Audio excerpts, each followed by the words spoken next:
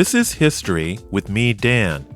In this video, I'm going to talk a little bit about the history of the buildings that are on the west side of Broadway in Manhattan between 17th and 18th Streets. For point of comparison, we're going to consider how these buildings appeared in an 1899 publication called A Pictorial Description of Broadway. What's still there, and what's been changed or replaced? Lovers of historic buildings are in luck here, because all of the buildings that were here in 1899 are still there, and are still mostly recognizable. Let's go through them from south to north, starting with 857 Broadway, which is at the corner of East 17th Street. According to the Daytonian and Manhattan website, in his post on this building, which I'll link in the video description down below, 857 Broadway was originally a grand residence built in 1845 to 1846 by Peter Goelet, and in 1854 it became the home of his brother Robert. For generations, the Goelet family had been amassing farmland north of 14th Street, which made them very wealthy as the city's development spread.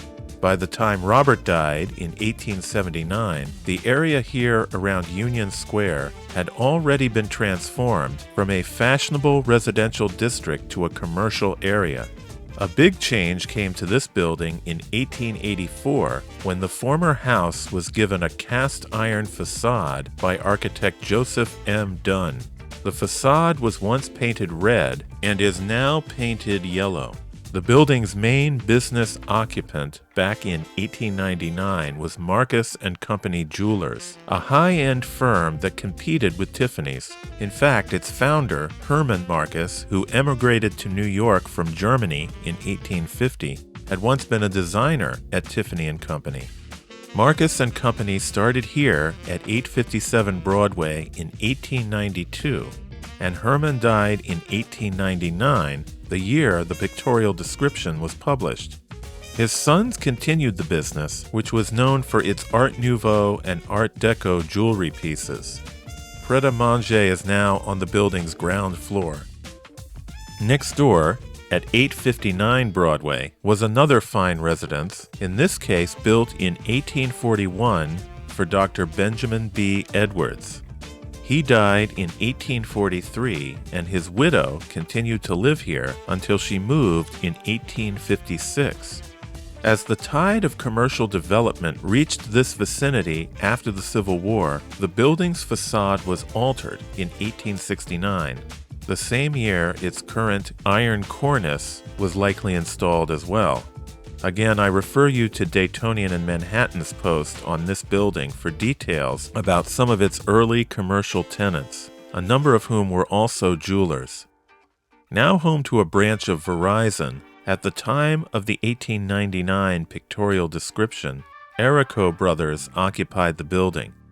They were importers of European art, including Venetian glassware and Italian marble statuary and carved furniture.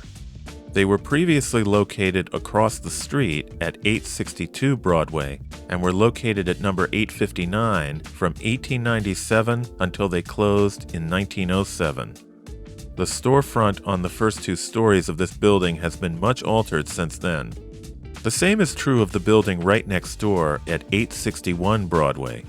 This was built as a row house in 1842 for Moses L. Jackson and was converted to commercial use in the 1860s.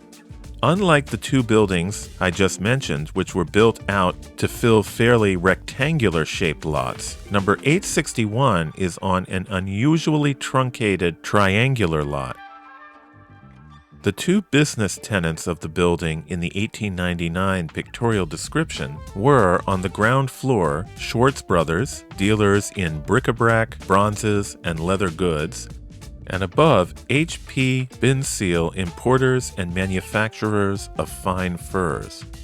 The very similar row house next door at 863 Broadway also dates to 1842, originally the residence of John Ferris. By 1853, the house was owned by Peter Gilsey, an immigrant from Denmark who became very wealthy, renting out a number of properties he owned on Broadway in the vicinity of Union Square.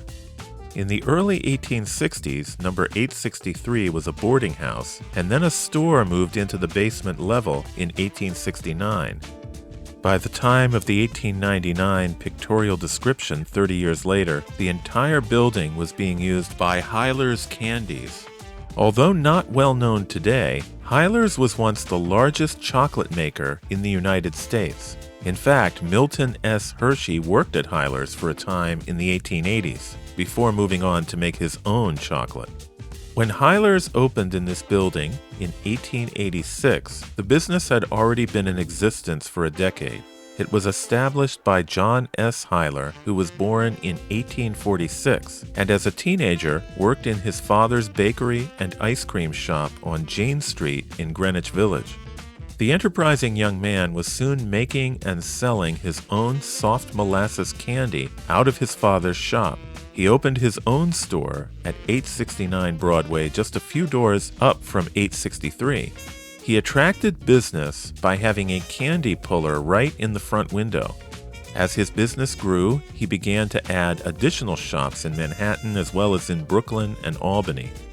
The business was incorporated in 1881, and it was 5 years later that the shop at 863 Broadway opened and became the company's main location. For years, it was a very popular establishment with long lines in the summer, and there were even branches in popular summer communities like Newport, Saratoga, and Long Branch, New Jersey. John S. Hyler's sons continued to run the company after their father's death. The family sold its interest in the company to a syndicate in 1925, and in 1927 it was acquired by variety store owner David A. Schultz Company. Although Hyler's continued to exist into the 1950s, it never recovered from the effects of the onset of the Great Depression. Again, I'll link to Daytonian in Manhattan down below where you can read more about this building in greater detail. Next door at 865 Broadway was another house that became a commercial building. It was built in 1843 for E.W. Clausen, who moved out 7 years later.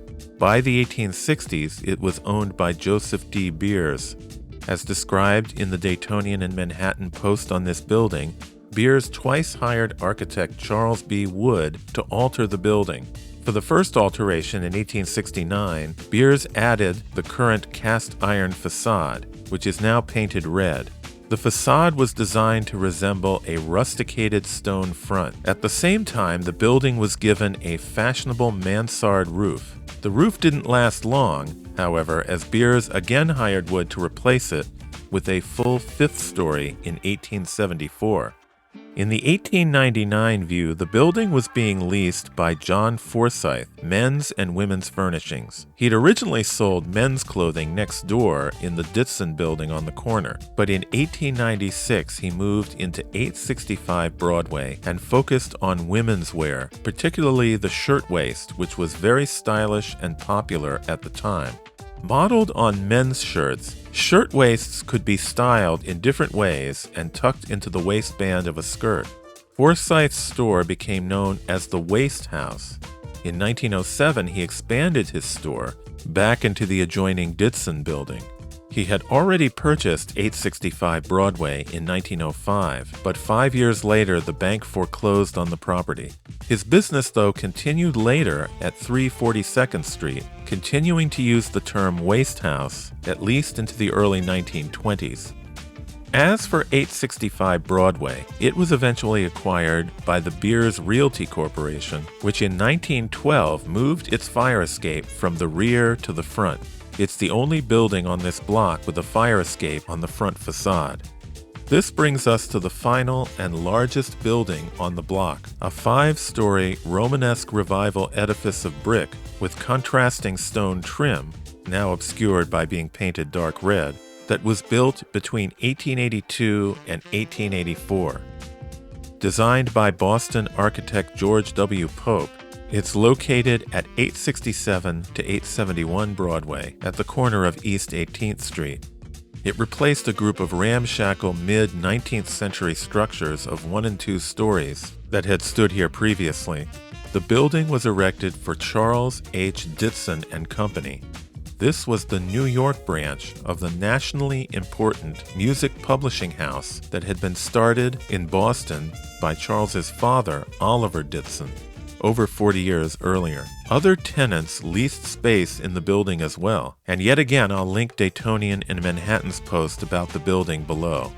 The Ditson building was converted into apartments in the late 1990s, and for decades the first floor has been home to Paragon Sporting Goods.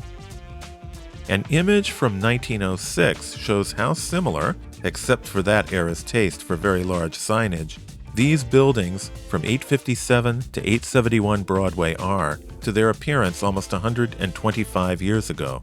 If you enjoyed this video, please let me know in the comments below if you want me to make more videos like this about other blocks of Broadway. And remember to subscribe to the channel. Thanks for watching.